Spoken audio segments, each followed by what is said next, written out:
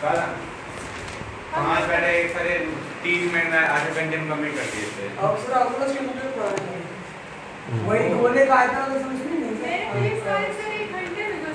चलो देखो आगे आर के सापेक्ष अवकलन करके निकाल दो। क्वेश्चन लिखो यदि आई शून्य रहित पूर्णांकों का समुच्चय है, शून्य रहित पूर्णांकों का समुच्चय हो, पूर्णांकों का समुच्चय है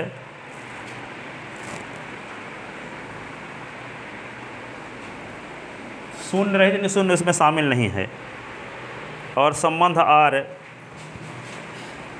तथा आई में संबंध आर, आई में संबंध आर निम्नानुसार परिभाषित है, निम्नानुसार परिभाषित है। कैसे परिभाषित है कि एक्स आर बाई की मीनिंग है एक्स आर बाई होगा कब, यदि और केवल यदि एस की पावर बाई बराबर बाई की पावर एस, एस की पावर बाई बराबर बाई की पावर एस है, तब कहेंगे कि एस और बाई में आर संबंध है। ठीक है, तो क्या संबंध आर तुल्यता संबंध है? तो क्या संबंध आर तुल्यता संबंध है? संबंध आर तुल्यता संबंध है जब s की पावर बाई करें और बाई की पावर s करें, s की पावर बाई करें और बाई की पावर s करें। सुनो इसको क्या करेंगे, पहले तीनों स्टेप पहले देखते हैं। s की पावर बाई करें, बाई की पावर s करें, तो इसका मतलब दोनों बराबर यदि आता है तो कहेंगे कि s और बाई के बीच में आर संबंध है। तो ये कन्फर्म है कि s की पावर s बराबर s की power s implies x R x for all x belonging i, तो आर सतुल्य है क्योंकि s की पावर s बराबर s की पावर s होता है, बाई की पावर बाई बराबर बाई की पावर बाई होता है। इसका मतलब आर क्या है, s और s के बीच में आर संबंध है, s और बाई के बीच में, s और s के बीच में आर संबंध है। अब यदि मान लो x की पावर बाई बराबर बाई की पावर s लेकर चलें तो इसका मतलब ये हुआ, मान कर चलें कि x आर बाई ये लेकर मान कर चलें तो सिद्ध क्या करें, बाई आर एस तब सम्मित कहलाएगा, बाई आर एस दिखाना पड़ेगा आपको। तो जब एक्स आर बाई लेकर चलेंगे तो क्या लिखना पड़ेगा, एस आर बाई तभी होगा जब एस की पावर बाई बराबर बाई की पावर एक्स है। तो इसी को हम क्या लिख सकते हैं, इसको इधर लिख दो, तो बाई की पावर एस बराबर एस की पावर बाई, तो इसका मतलब क्या हो गया, बाई आर एस। तो आर संबंध क्या हुआ, सम्मित। ठीक है, अब यहाँ पे देखो एक एक्स आर बाई लेकर चलो और बाई आर जेड लेकर चलो। अब दिखाना आपका क्या है, एक्स आर जेड दिखाना आपका गोल है। ठीक है, तो जब x की पावर एक्स आर बाई है तो इसका अर्थ क्या हुआ, s की पावर बाई बराबर बाई की पावर एस है, यहाँ बाई की पावर जेड बराबर जेड की पावर बाई होगा। अब देखो बाई दोनों में दिख रहा है कि नहीं, बाई दोनों में दिख रहा है, बाई इधर भी है बाई इधर भी है, बाई की पावर सेम करना चाहते हैं तो बाई की पावर s है तो बाई की पावर जेड लगा दो, बाई की पावर जेड है तो पावर s लगा दो। तो इस साइड में बाई की पावर s है तो हम जेड लगाएंगे, तो एक साइड में तो लगा नहीं सकते, पक्षपात होगा, तो दोनों साइड में पावर जेड लगा दो। तो यहाँ पे बाई की पावर s है, देखो तो पावर हम क्या लगा दिए, जेड अपने से। ठीक है, तो इधर भी जेड लगाते हैं, s की पावर बाई में भी पावर जेड लगा दिए। इसमें क्या है, बाई की पावर जेड है, तो बाई की पावर जेड है तो हमको बनाना क्या है, s की बाई की पावर एस जेड यहाँ आ गए तो यहाँ भी एस जेड बनाना है ताकि तुलना करके समान कह सकें। ठीक है, तो बाई की पावर जेड है तो यहाँ पे अपने से पावर जेड लगाए हैं तो इसमें अपने से पावर क्या लगा दें, एक्स। दोनों साइड में पावर क्या लगा दें, अपने से एक्स है। तो बाई की पावर जेड है ही तो पावर क्या लगा दिए, एक्स है। तो यहाँ पे जेड की पावर बाई है ही तो पावर क्या लगा दिए, एक्स है। तो ये क्या होगा, पावर की पावर का गुणा हो जाता है, ए की पावर यम, यम की पावर एन, तो ए की पावर यम गुणे एन होता है ना। तो यहाँ पे क्या होगा, एस की पावर बाई जेड, ये क्या होगा, बाई की पावर एक्स जेड, यहाँ बाई की पावर एस जेड, ये क्या होगा, जेड की पावर एस बाई। ठीक है, अब देखो बाई की पावर एस बाई, बाई की पावर एस जेड की वैल्यू ये भी है, अब बाई की पावर एस जेड की वैल्यू ये भी है, तो तुलना कर लो। तो क्या आएगा एस की पावर बाई जेड बराबर जेड की पावर एस बाई, ठीक है। और दोनों में क्या है, इसी को लिख सकते हैं एस की पावर जेड की पावर बाई, और इसको लिख सकते हैं एस की पावर जेड की पावर एस की पावर बाई। अब बाई हटा दो दोनों से, तो एस की पावर जेड बराबर क्या आ गया जेड की पावर एक्स, इसका मतलब एक्स आर जेड। संबंध आर क्या है, संक्रामक भी है। दमदार सवाल कि नहीं, ठीक है। आता है, कई साल आया है एमपी बोर्ड में। देखो लिख ले इसको, अभी लिखे कहाँ, अभी तो व्यवस्थित लिखे ही नहीं, अभी तो समझा रहे थे। अब देखो संबंध आर को तुल्यता संबंध सिद्ध करने के लिए हमें दिखाना होगा, लिखो अब व्यवस्थित, संबंध आर को तुल्यता संबंध सिद्ध करने के लिए हमें दिखाना होगा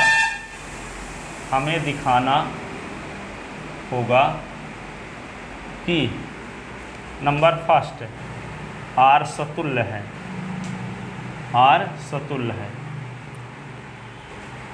तो स्पष्टतः ये तो कन्फर्म है एक्स की पावर एस बराबर एस की power x implies x R x for all x belonging I. अतः संबंध आर क्या है, सतुल्य संबंध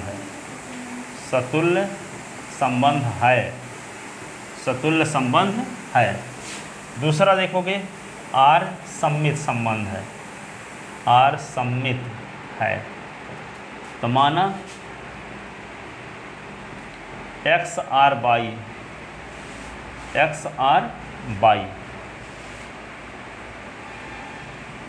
x comma by belonging I के लिए, ठीक है। S comma by belonging R के लिए एक्स और बाई में आर रिलेशन है, मान कर चलते हैं, ठीक है। तो इम्प्लाइज क्या होगा, इसी को लिख सकते हैं एस की पावर बाई बराबर बाई की पावर एस, इसी को लिख सकते हैं बाई की पावर एस बराबर एस की पावर बाई, इसी को लिख सकते हैं बाई आर एक्स। अतः संबंध आर सम्मित संबंध भी है,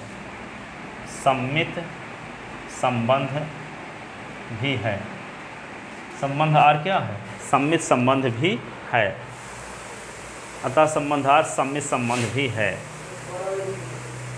ठीक है। अब आगे क्या है, हाँ फॉर ऑल लिख सकते हो, for all x Y belonging I. अब आगे लिखोगे आर संक्रामक संबंध है। तीसरा देखो आर संक्रामक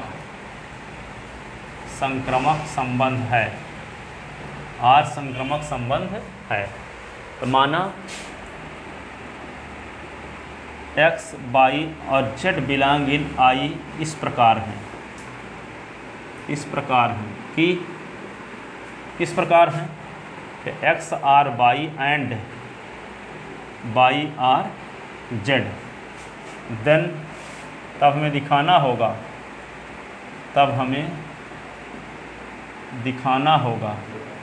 क्या दिखाना होगा, एक्स आर जेड, तब हमें दिखाना होगा एक्स आर जेड। तो जब x R Y and y R Z, तो इम्प्लाइज एस की पावर बाई बराबर बाई की पावर एस एंड बाई की पावर जेड बराबर जेड की पावर बाई। ऐसे जब x R y and y R Z, तो क्या होगा, एस की पावर बाई बराबर बाई की पावर एस और बाई की पावर जेड बराबर जेड की पावर बाई। अब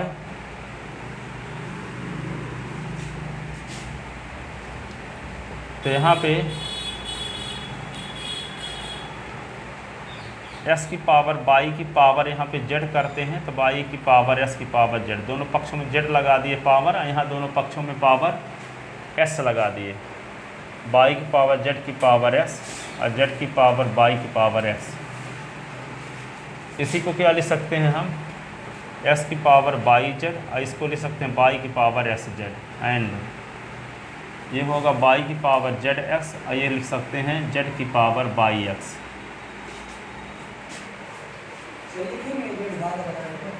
नहीं लिखने की ज़रूरत नहीं है, वैसे दोनों साइड में तो दिख ही नहीं रहा पावर लगाए हैं सेम।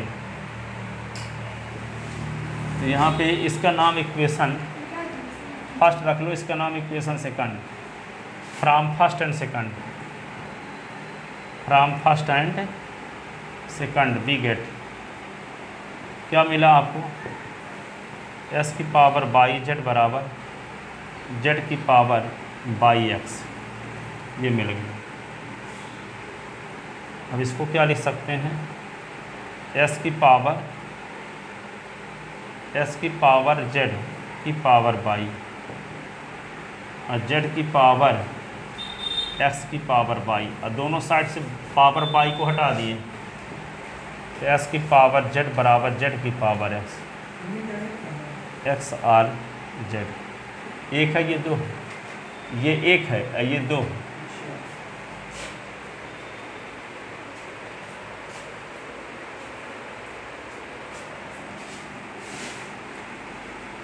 तो चूँकि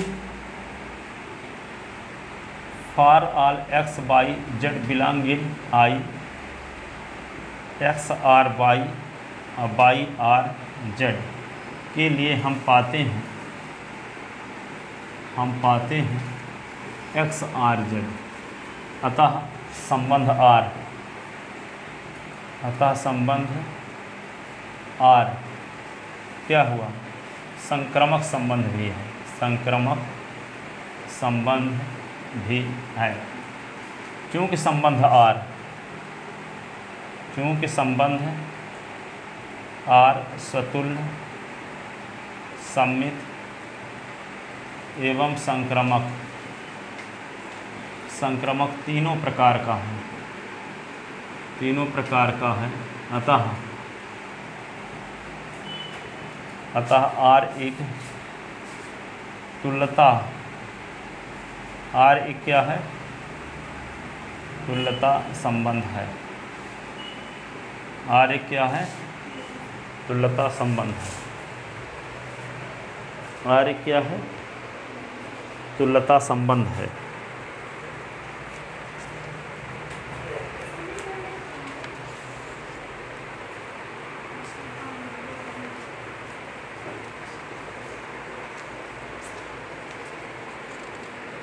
और एक क्या है,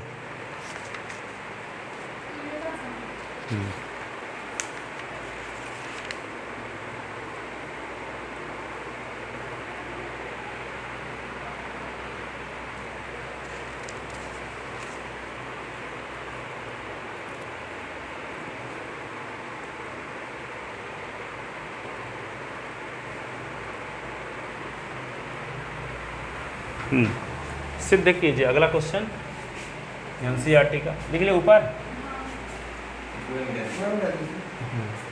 आप थोड़ा बाकी है आपका,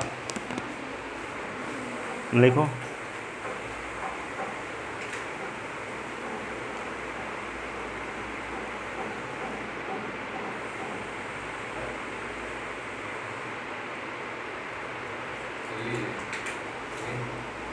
है क्वेश्चन मिल गया हमको एनसीईआरटी।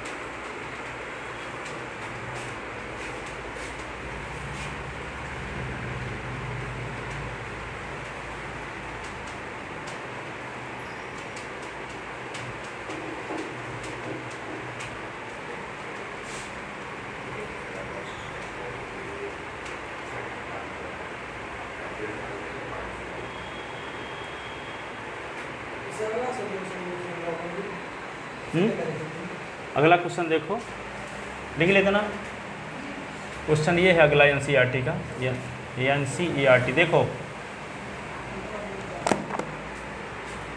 सिद्ध कीजिए, क्या सिद्ध कीजिए, n क्रॉस n पर संबंध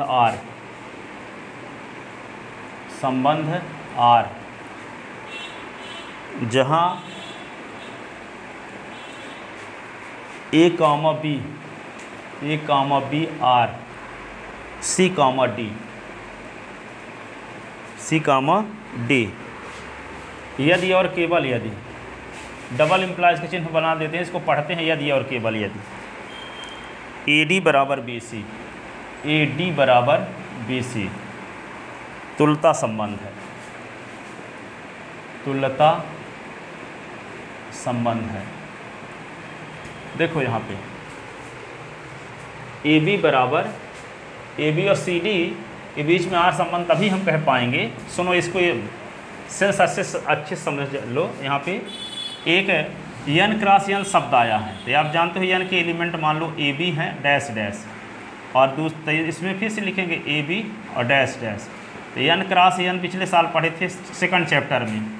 इसके एलिमेंट क्या होंगे, ए फिर ए बी और फिर बी ए और फिर बी बी, ये डैश डैश। तो यन क्रॉस यन का मतलब ये है कि एलिमेंट ऐसे नहीं ले सकते कैसे बिलोंग इन यन क्रॉस यन। कोई एलिमेंट यन क्रॉस के यन का लोगे तो निर्देशांक टाइप का लोगे। किस टाइप का लोगे, निर्देशांक टाइप का लोगे यन क्रॉस यन का मतलब। यदि मान लो यन क्रॉस यन का एलिमेंट ले रहे हो आप, तो जानते हो किस टाइप का एलिमेंट लोगे, ए बी सी टाइप का, x1 y1 z1 टाइप का, s2 y2 z2 टाइप का। इसका अर्थ ये होता है, ठीक है। तो यह नेचुरल नंबर है, ये इनको ऐसे भी नहीं ले सकते, ये दोनों इंटीजर नंबर नेचुरल नंबर होने चाहिए। ऐसा नहीं ले सकते कि 1/2 3/2, ये belong in N cross N, not belong to N cross N, क्योंकि ये दोनों नेचुरल नंबर होनी चाहिए। नेचुरल नंबर का मतलब प्राकृतिक संख्या होना चाहिए। प्राकृतिक संख्या का मतलब गणनीय संख्या, गिनती वाली संख्या होनी चाहिए, काउंटेबल नंबर, है ना।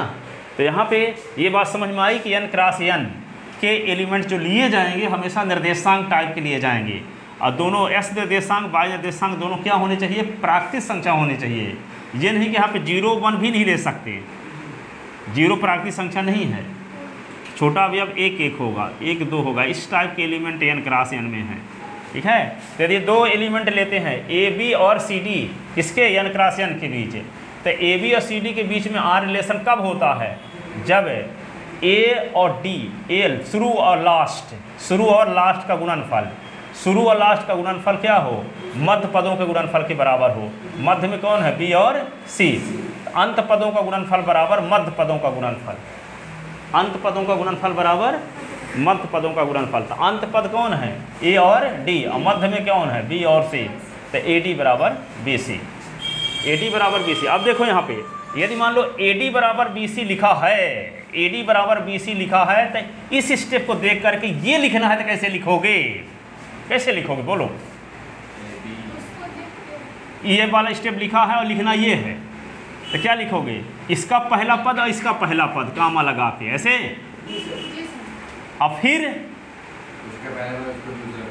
इसका दूसरा पद इसका दूसरा डीसी ना आ जाएगा, कहाँ आया अभी सी, ठीक है।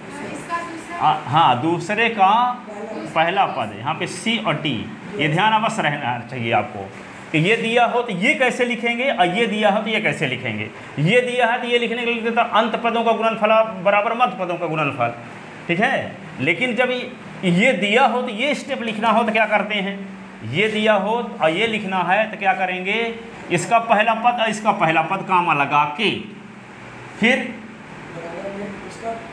लास्ट वाले का पहला पद और प्रथम वाले का दूसरा कंपोनेंट, लास्ट वाले का पहला घटक और पहले वाले का दूसरा घटक में रखना है। लास्ट वाला ये ना है तो सी पहले लिखना है, पहले होना चाहिए क्या, पहले डी और सी होना चाहिए, पर होगा नहीं, होगा क्या, पहले आप लिख दिए पहला पद इसका पहला पद, तो ये भी तो बन गया। आप कहोगे इसका दूसरा पद इसका दूसरा पद बनाएंगे तो उल्टा लिखना रहा है, उससे काम बिगड़ जाएगा। डीसी आएगा, आना चाहिए सीडी, तो इसका दूसरा पद इसका दूसरा पद का उल्टा। देखो इसका पहला पद इसका पहला पद तो कन्फर्म है, इसका दूसरा पद ध्यान ऐसे नहीं रखना, इसका दूसरा पद इसका दूसरा पद का उल्टा, इसका दूसरा पद इसका दूसरा पद का उल्टा। तो उल्टा का मतलब ये डीसी नहीं लिखना है, डीसी नहीं लिखना है, तो डीसी का उल्टा लिखो सीडी। अभी क्वेश्चन में आएगा आगे, तो ये नहीं समझ में आएगी तो बात वहाँ बिगड़ जाएगी। आप अच्छे से समझने, ये स्टेप रहेगा तो ये कैसे लिखेंगे, ये स्टेप रहेगा तो कैसे लिखेंगे। ये है तो समझ गए कि अंत पदों का गुणनफल बराबर मध्य पदों का गुणनफल। लेकिन ये स्थिति लिखी है तो क्या लिखोगे, इसका पहला पद इसका पहला पद, ठीक है, और इसका दूसरा पद इसका दूसरा पद का उल्टा। दूसरा पद इसका लिखोगे, इसका दूसरा पद तो डीसी न बच जाएगा, आपको चाहिए सीडी, तो उल्टा करना है, ठीक है। अब चलो आते हैं,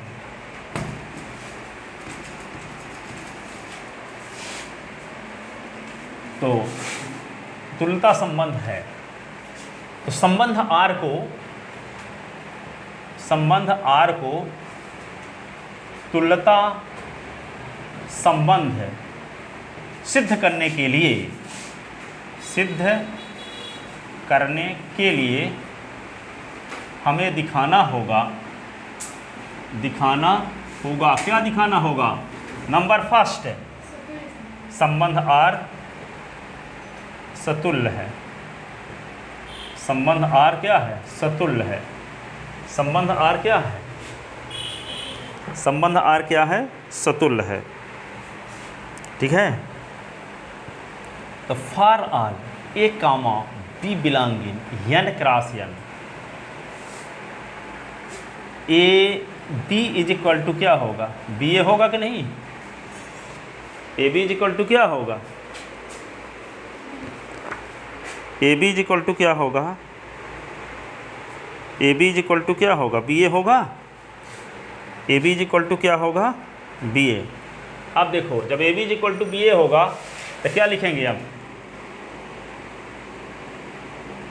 ध्यान रखना, A B is equal to जब बी ए है तो क्या लिखते हैं। अब आपको बताए थे A D is equal to B C है, तो क्या लिखेंगे, पहले इसका पहला ए कामा बी, और फिर इसका दूसरा का उल्टा सी डी ना, ऐसे आर होगा, ठीक है। तो क्या करेंगे, इसका पहला ए कामा बी, फिर आर, फिर इसका दूसरा का उल्टा, तो बी ए नहीं ए बी, तो ए बी के बीच में आर रिलेशन है। तो क्यों, क्योंकि ए बी की वैल्यू बी ए के बराबर होगी। तो कोई प्राकृतिक संख्या ले लो, 2 और 3, 2 गुणे 3 और 3 गुणे 2 समान नहीं है, 7 गुणे 9 और 9 गुणे 7 समान नहीं है।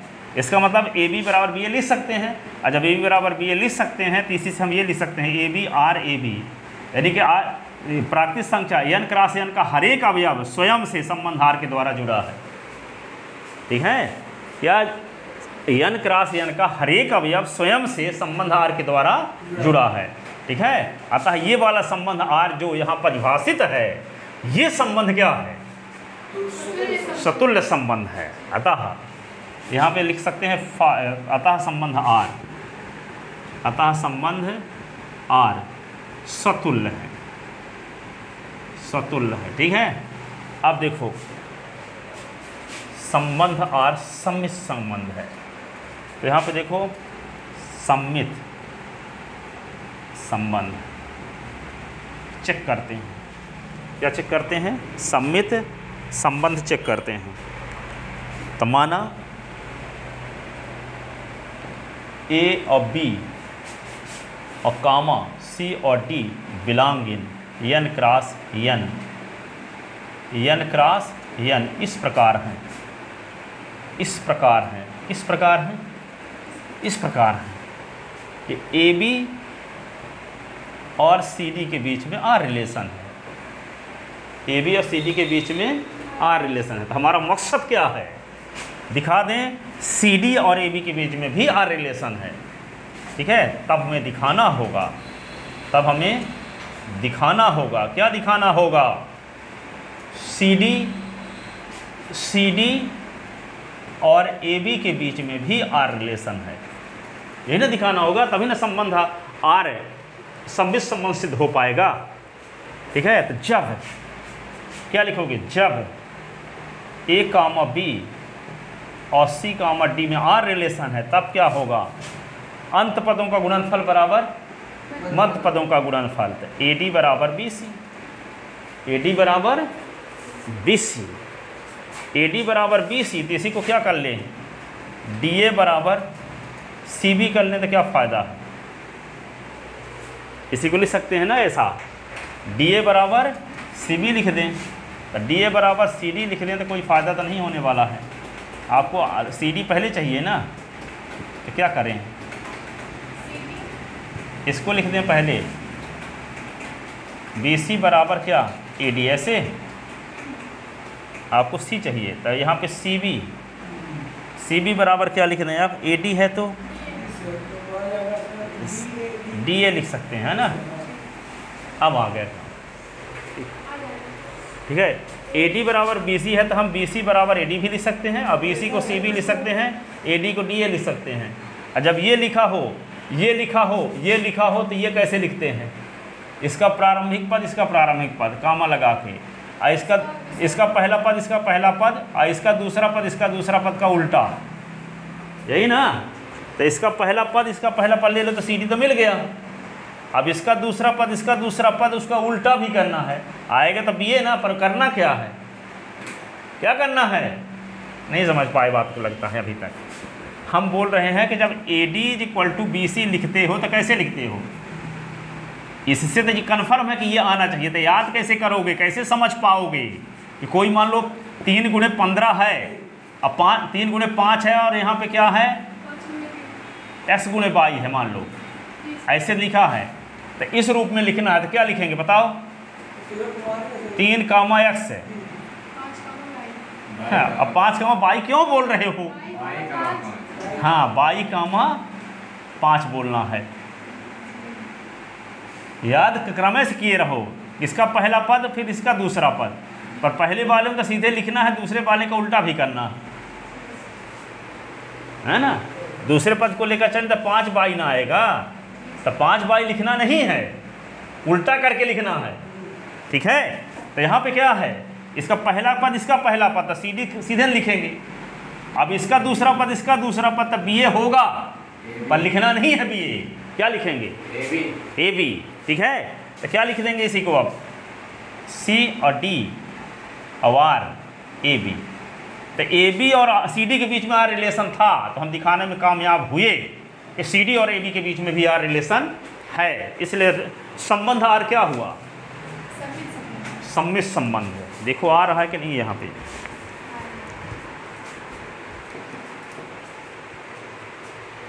चलो समझ में तो आ तो गया है।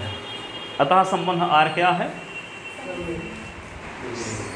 अतः संबंध R सम्मिश्र संबंध, अतः संबंध R सम्मिश्र संबंध है। कठिन भी है, सरल भी है। अतः संबंध R क्या है, सम्मिश्र संबंध, ठीक है। अब देखो संक्रमक संबंध, तीसरा चेक करते हैं, संक्रमकता, सतुल्यता, सम्मितता, ठीक है। तो तीसरा क्या है, संक्रमक संबंध चेक करते हैं, संक्रमक संबंध, ठीक है। तो क्या करना पड़ेगा, आप 3 एलिमेंट लेना पड़ेगा ना, क्या लेंगे, माना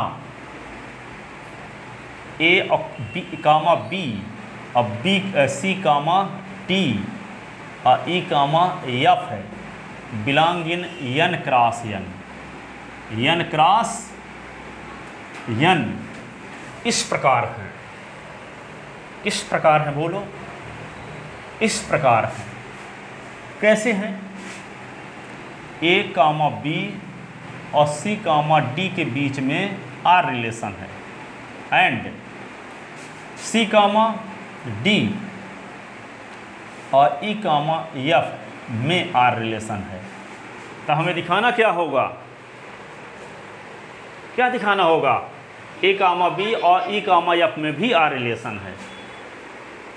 ये जो कॉमन चीज़ें हैं उसको छोड़ दो, पहला लास्ट,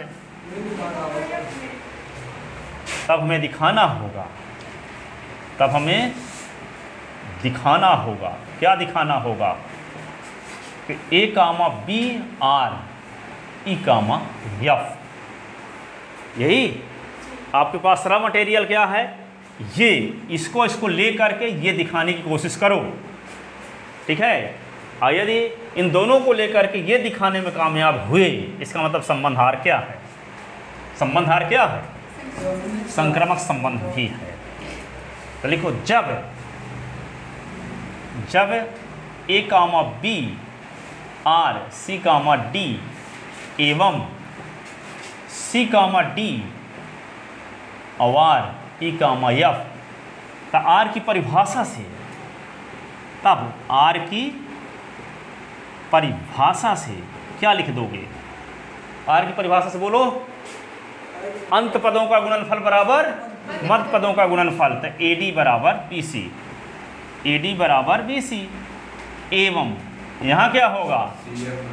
CF बराबर DE, CF बराबर DE, CF बराबर DE होगा कि नहीं होगा? ठीक है।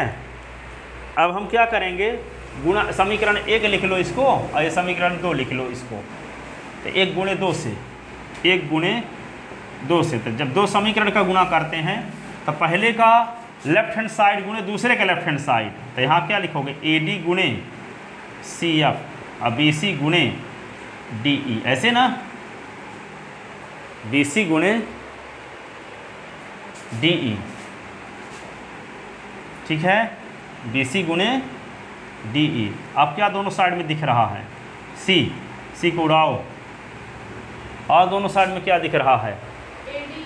D को भी हटा दो, बचा क्या?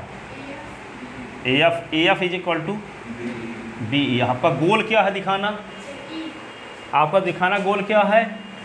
CD और EF के बीच में नहीं है, AB और EF के बीच में आर रिलेशन है, ये दिखाना आपका गोल ये ना है। AB और EF के बीच में आर रिलेशन है, ये दिखाना आपका गोल है। सुनो, ये आपका दिखाना गोल है। तो आएगा कब? आएगा कब? जब AF बराबर क्या हो?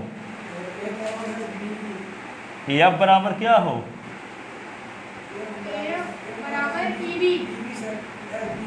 BE। AF बराबर,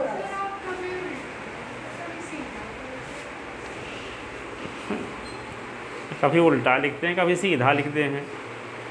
अब ये स्टेप से ये स्टेप लिखते हैं, ये स्टेप से लिखते हैं तो सीधे ना लिखते हैं अंत पदों का गुणनफल बराबर मध्य पदों का गुणनफल।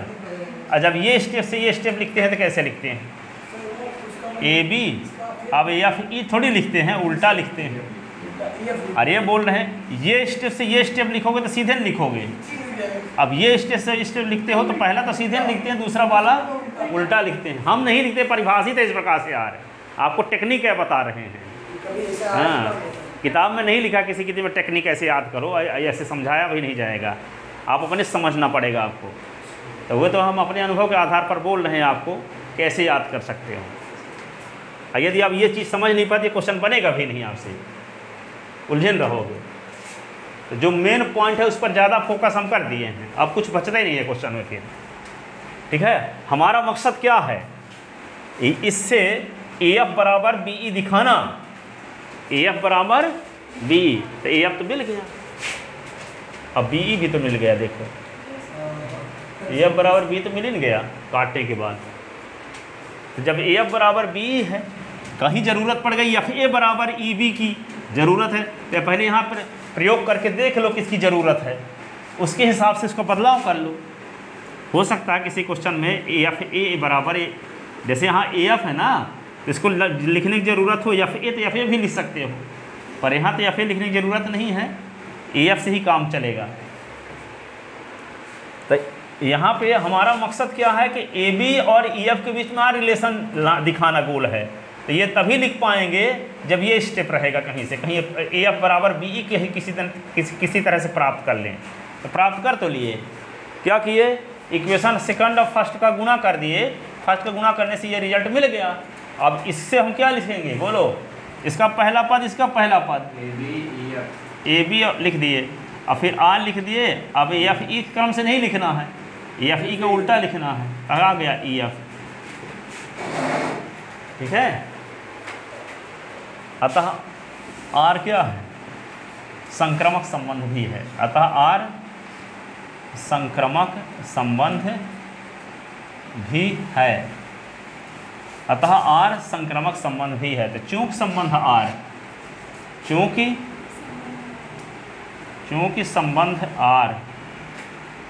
चूंकि संबंध आर क्या है? सतुल्य सम्मित व संक्रामक तीनों प्रकार का है, इसलिए आर एक तुल्यता संबंध है। आर क्या है? एक तुल्यता संबंध है। एनसीईआरटी में मिला नहीं कहीं? एनसीईआरटी का है? नहीं मिला तो ढूंढ लो कहीं, मिसलिना से होगा। देखो ये लिखा है एनसीईआरटी।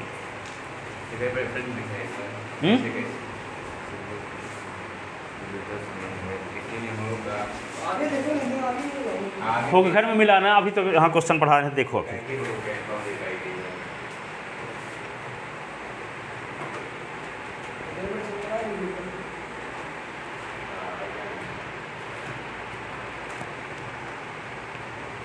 इस बार से कितने नंबर प्रश्न आते हैं?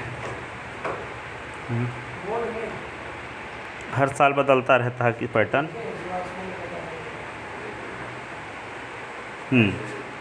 एक क्वेश्चन और देखो इसी टाइप का, एनसीईआरटी का ही।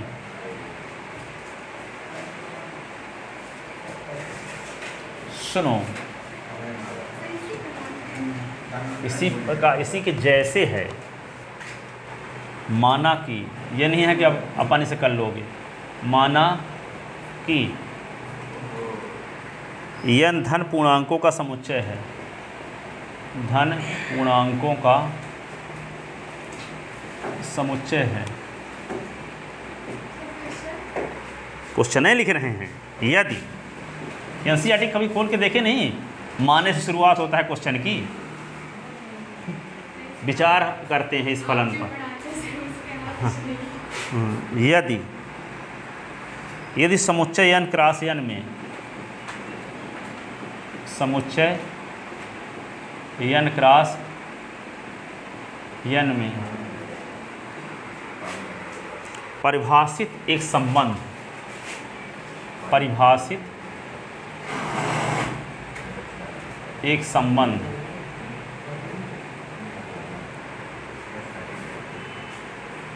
आर ऐसा है, आर ऐसा है, कैसा है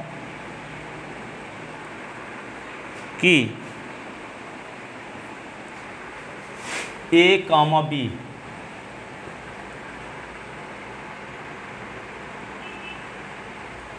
are C comma D if and only if A plus D बराबर बी प्लस सी।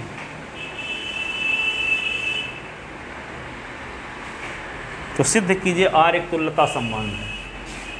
तो सिद्ध कीजिए कि आर एक तुल्यता संबंध है। तो सिद्ध कीजिए कि आर एक तुल्यता संबंध है। तुल्यता संबंध है। आर एक क्या है? तुल्यता संबंध। ठीक है ना? उसी प्रकार तो यहाँ भी है। देखो वहाँ इनटू था, यहाँ प्लस है। देखो इसको समझ लो अच्छे से। ए बी और सी डी है, तो इससे ये कैसे लिखोगे? अंत पदों का योगफल बराबर मध्य पदों का योगफल, यही ना? और जब A plus D is equal to B plus C है, तो इसमें क्या है? इसका प्रारंभिक पद, इसका प्रारंभिक पद, इसका अंतिम पद, इसका अंतिम पद का उल्टा। उसी प्रकार है यहाँ भी, वही ना है यहाँ पे क्या अंतर? फिर क्या उसमें इनटू था, यहाँ प्लस है। ठीक है? तो देखो यहाँ पे क्या करोगे।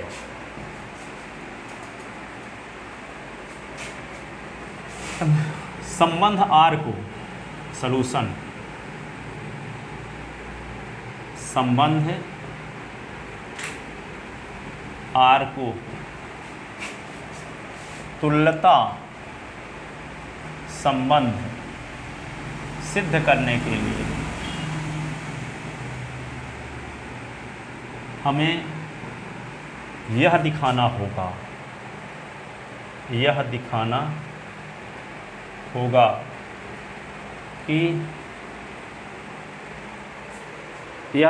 होगा कि संबंध R सतुल्य संबंध R नंबर फर्स्ट सतुल्य है।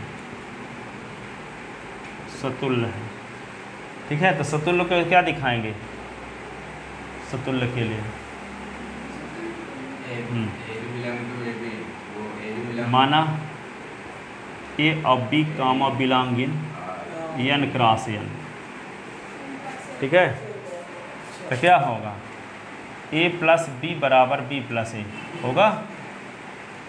A प्लस बी बराबर B प्लस ए। तो यहाँ पे क्या लिख देंगे इसी को? A और B और ए बी, अतः संबंध R सतुल्य है। ठीक है ना? ठीक है, दूसरा सममित है। सममित है तो क्या लिखेंगे? माना A और B belong in n cross n और C और D belong in n cross n। इस प्रकार है। किस प्रकार है? A comma B R C comma D। तब हमें दिखाना होगा क्या दिखाना होगा? C comma D R A comma B, ये दिखाना होगा। इसको लेकर चलो और ये दिखाओ, तब संबंध R को कह पाओगे कि क्या है? सम्मित संबंध है। नहीं, इसको लेकर चलो और ये दिखाओगे। ठीक है, तो इसको लेकर चलो और सॉल्व करना शुरू करो। तब चलो देखो क्या लिखते हैं। जब यहाँ पे क्या होगा? A प्लस अंत पदों का लिखते हैं, एक अंत पदों का योगफल A plus D is equal to मध्य पदों का योगफल। ऐसे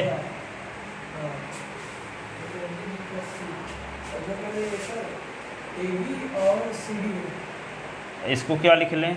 B plus C is equal to A plus D, ऐसे लिख लें। अब आप इसी को क्या लिख दें? C plus B, C plus B, C, इसको लिख लें T प्लस A। अब क्या लिख दें इसी को? हाँ, C और D और A B। यही तो दिखाना आपको बोल। अतः संबंध R सम्मित संबंध है। अतः संबंध R क्या है?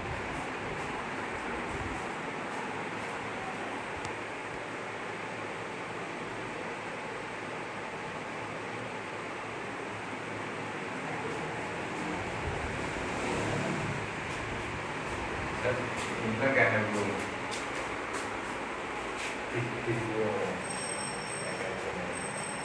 चैनल उनका फिजिक्स KTS।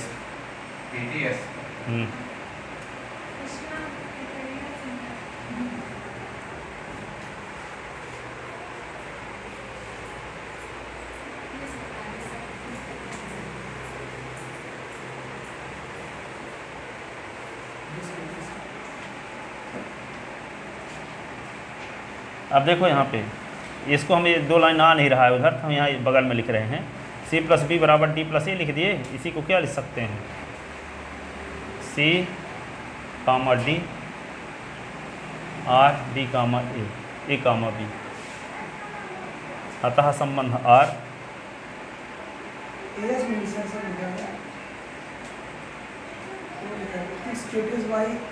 व्यास में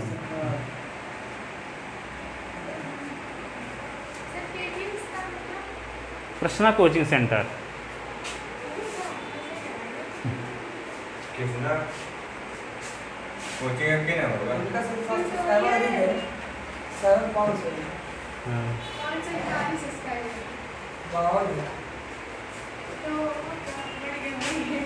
अरे आप छोटे हैं मतलब, आप छोटे हैं। तो देखो ना, छोटे हैं,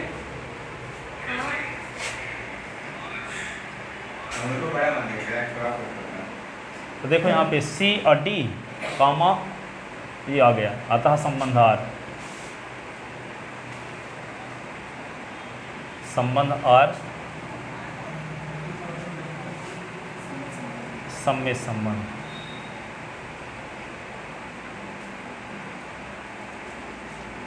अतः आर सम्मित संबंध। ठीक है, अब क्या लिखोगे? संक्रमक संबंध।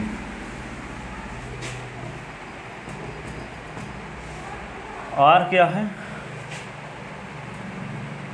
संक्रमक। तो आर जब संक्रमक है तो क्या लेकर चलेंगे? माना ए कामा बी और सी कामा डी और E comma F belonging N cross N, N cross N. किस प्रकार है? किस प्रकार है? किस प्रकार है बताओ? ए कामा बी और सी कामा डी के बीच में आर रिलेशन है, and C comma D E comma F के बीच आर रिलेशन है। ठीक है, तब क्या होगा?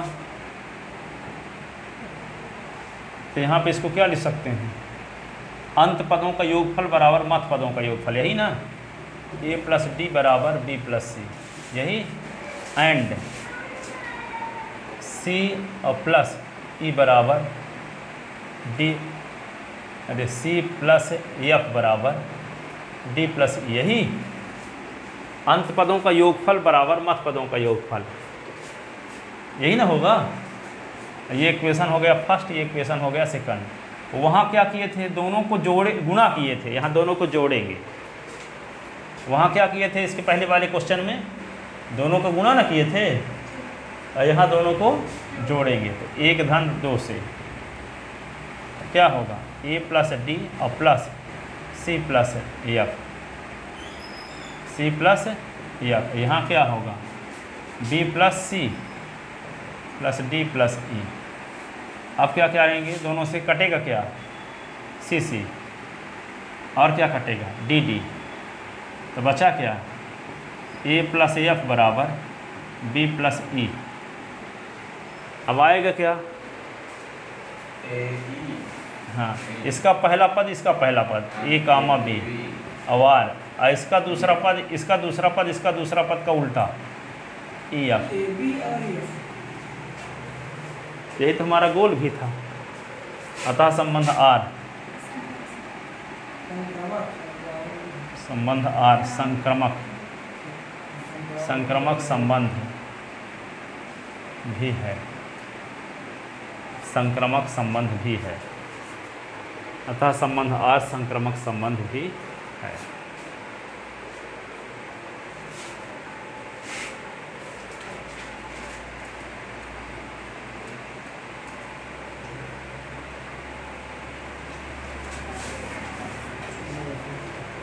ठीक है, तो चूंकि संबंध आर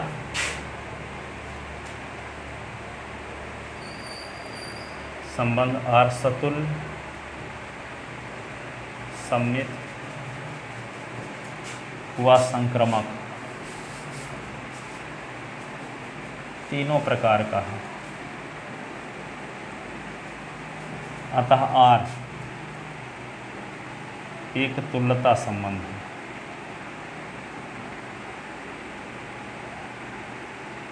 अतः आर एक तुल्यता संबंध है। ठीक है ना? हैं? क्या ए प्लस बी का सूत्र? ए प्लस क्या सूत्र है? ये बेवकूफ़ कोई सूत्र है। ए प्लस बी का सूत्र क्या होता? तुम कहो स्क्वायर है कि क्यूब है, कुछ है कि ए प्लस बी भर है?